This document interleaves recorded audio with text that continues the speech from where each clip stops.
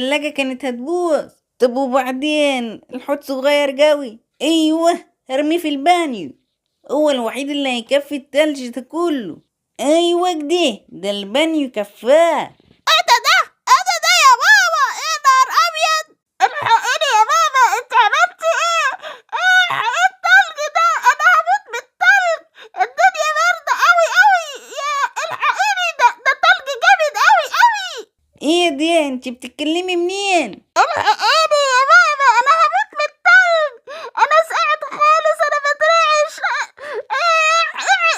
خلاص مش قادرة.